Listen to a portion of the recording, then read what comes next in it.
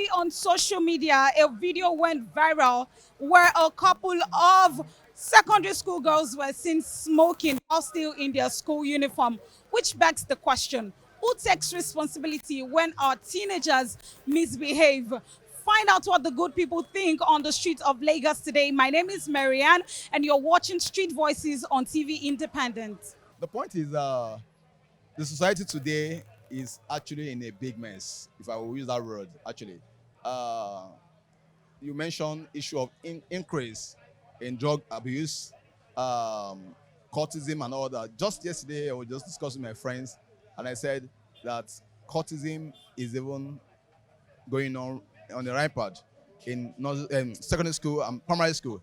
Okay, so the point now is like you asked who to be blamed. Who to be blamed is the parents, because the recent setting now is that most parents, including women, you see a lot of young ladies now come back in children, even they don't know how to either breastfeed or take care of the child. So who do you blame? The mother of that particular lady that who is now a mother now anyway is to be blamed, because any child that is not a grown-up person must have passed through a parent, and so is a commitment, the duty of that parent, the husband, the father, the mother, and this immediate family to take care of that person. But because of the system we are in now, all right, so many challenges, so many issues. So a lot of parents don't even have time for themselves.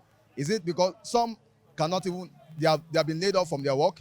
Some are not earning salary again. So frustration here and there, and you see a parent that and so most cases the parent don't have, so they even share. You see parents sharing their children, to maybe to outsiders, maybe to some family or to some born or to some other to take care of.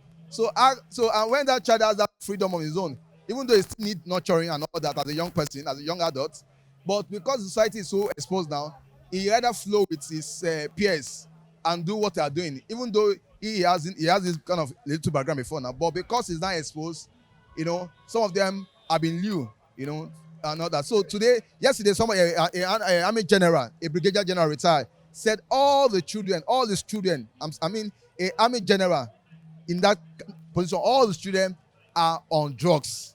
The man is really, really frustrated, doesn't know what to do. You see what if these young guys are eating, the food they are eating is mixed with drug. You see them with a bottle of water or something is mixed with drug.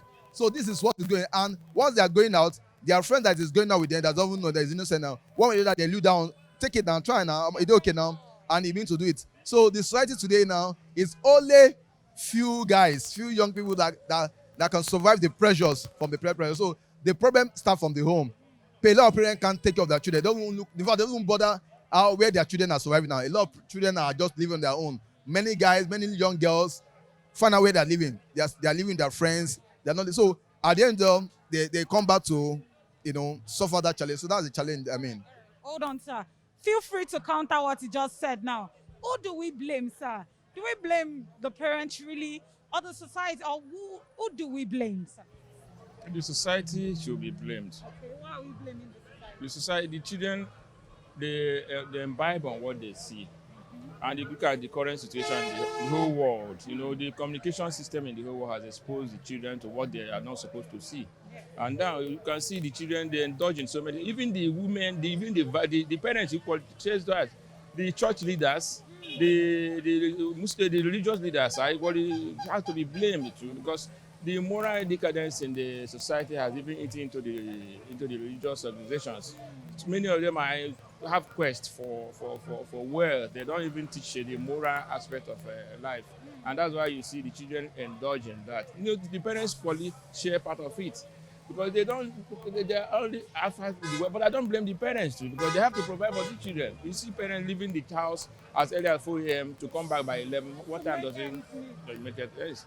And some people are today have salaries. What do they do?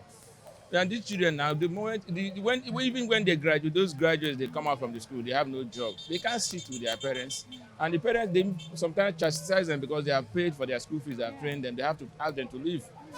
Frustration, when they are frustrated, they see them going into the society. I was telling somebody, look at the environment today.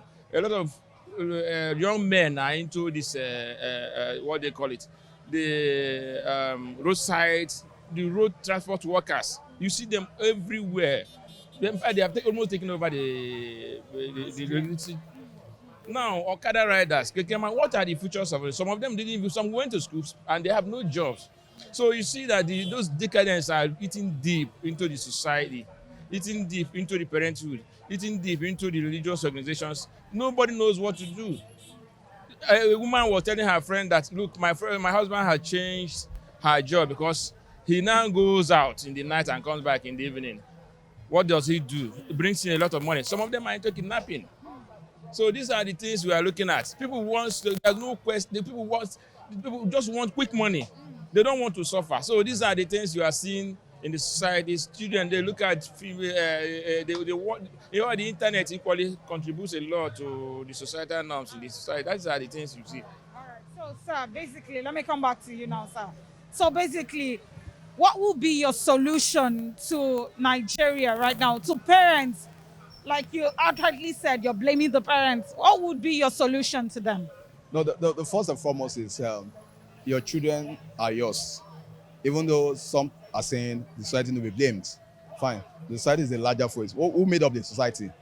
It is the family, immediate family, and other that made up the family, the parents. So we should still understand the fact that whatever you did not take care of, you know, whatever that thing turned into will come either affect you positively or negatively. So if you have a child or you have some children and you're not taking care of them, and this society, these children are not tame at that moment, and eventually goes out and you allow society to shape them and become what society wants them to become. Because society is exposed with so many things. So it's not left for you to train up your own child or your children in the way you want them to become. But if you allow society to influence them and all that, they will come back onto you. Because when that child becomes an robber or become a drug addict or becomes a cocaine, I mean, look at just yesterday, it was announced that in Ekiti, the University of Ekiti, five young guys were caught, university students, and they all confessed to be students of Ekiti State University, and they were just caught behind the bush, or called the school. The fence behind the school is a bush, and they were caught there while they were doing initiations. All right, they saw Indian hymns, drug, and all these things and all that with them. Now, those students, they'll be using drug tomorrow. They might end up raping a lady, and once they'll do that, or they are meant to be drug and they're going to probably use gun and all these things. Tomorrow they will be arrested, put into the cell or something, or murder somebody, and they will come back arresting the parents, or probably the parents will suffer for it. Look at it in Lagos State here today now. There's a law now that says that once you are caught to be a cultist, it is 21 years imprisonment. And if you are a mother or a father or anybody, a guardian that is abetting a cultist, that this guy is into cultism, but because it's your child or because it's your brother, you didn't bother, you are just allowing me. If they come arrest that person in your own compound or your own abode, you will be arrested, and what goes for that is 15 years imprisonment.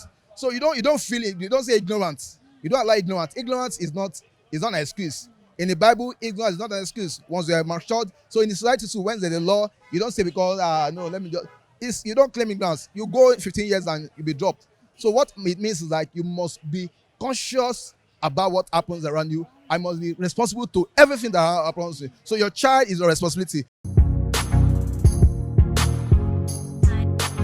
Really blame the parents, because the parents might give you a home training and you might go astray. And sometimes it's the parents, sometimes it's we, the youths. So we can't really blame our parents and the school again. Yeah. So I can't really say I'm blaming my parents when I have a good home training. It depends on me. You can't tell me to smoke and I will smoke. So it depends on me. When I know that yes, I have a good home training and I know where I'm coming from, I don't think there are some things I shouldn't do because of my own personality. How Yeah, and about my tomorrow. okay, peer pressure? How about peer pressure? Yeah, that one too. You count it. Yeah, it counts too. It counts sometimes, but not. So who do you think we should blame? To me, I blame the parents because Why are we blaming? yes, because sometimes the kids, a child might do some things at home. The parents will not even say anything and they'll be keeping quiet. Are you getting me? Sometimes there will be acts so strange. The parent will just sit as nothing. Do you understand? Then in when they went the school and they will start be misbehaving, do all kind of things, mingle with friends, even the parents won't say anything. So to me, I blame the parents. You understand? Grew up without their parents. Some people grew up without their parents. People grow up without their parents, but the person that brought you up, are you getting me? There are some life you do, some things you do, the person need to caution you, this you are doing is not good, you have to stop it. But What of those students now that were smoking now? They go home, they behave normal. And outside, there's something else. To their parents, they don't They know. don't know. They don't know. So sometimes we don't, and sometimes at the parents is how you. So so now, what you are telling me is now we don't blame the parents, right? these parents are also at fault. If you know what your child is doing, you caution him. If you know there's a way you can stop it, if you know there's a way you can monitor that child and stop it, fine. But I don't think the two are at fault. That's what I would say. Yeah. Somehow, some people have posited that it is the parents that should be blamed, but that's not exactly correct. The challenge, sincerely, is the decadence in society. Sex is promoted everywhere, and yet you ask the children not to know about sex.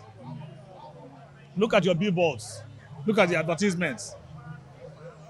Look at people, doing videos to promote their musicals. They are promoting sexuality. So, the children grow up and they are seeing those things. The economy has made it impossible for parents to be at home 24 hours of the day. And so the parents must go out and fend for the family. Else the economy will make them live on the streets. So while they are out, there's no way you can limit your children in this age of technology. The things that the parents do not know, the children know technologically. So even if you password things, they will break the password. So you can't blame the parents. In a way, the parents can take a little bit of the fault, especially where they do not start to train the children in the way of God. Now, training your child in the way of God is not by forcing spiritual dogmas on them. It's not by forcing Christian dogmas on them. It is by showing them love. Everything that Christ preached, everything that Christ did was based on love. Are you getting what I'm saying? So when you are training your child, you do not force the child. You communicate with the child. You love the child into accepting you. Look, when you have a product, and you want people to buy into the product, there are things you do around the product that helps the people to accept the product. So parents should do the same to themselves so that their children can buy into them. Until their children buy into them, they cannot buy their product, which is their counsel. So my position is that for the little parts that the parents have to play, which could be very big in itself, because if you start from childhood and show the child love, teach the child to pray, take the child through biblical injunctions, not fall down and die prayer and all that. No, fall down and die prayer is introducing wickedness and meanness and witchcraft into spirituality. So you tell them, you teach your children to forgive those who offend them. You teach your children to have self-dignity. You teach your children that God lives inside of them, and that God who created them, who lives inside of them, has the capacity to take them away if he wants to. But because God loves them, he sent Jesus. Jesus died on the cross. And there is no way you say that, you tell that story to a child that is just growing up, and he or she doesn't cry. Because you say, you mean because of me, this man died? And then when the child grows up with that, it sticks to him or her. Bible says, bring up your child in the way he should go, so that when he grows up, he will not depart from it. So it is not, it is society. But what about children that are falling deep into these misbehaviors? How would you advise them, sir? They are not going to listen to you. There is a spirit that works in the children of disobedience. They are not going to listen to you. So if they have parents, their parents will do well to begin to pray and to pray for them. Now, arresting them and locking them up. Our correctional centers are breeding grounds for criminals. So, I mean, so this society is about to explode. It's about to explode. But I'm helping God. I'm asking God to help all of us so that it do not blow and explode on all of us. In conclusion, as the old saying goes, it takes a village to raise a child. To every parent out there, children are bound to emulate everything they see on TV or by their peers. To school authorities out there, it is time to check yourselves and put in place the necessary rules and regulation. And to everybody out there, our children are our leaders of tomorrow. Let us help steer them in the right direction. For TV Independence, my name is Marianne, and you have just seen Street Voices. Thank you for watching.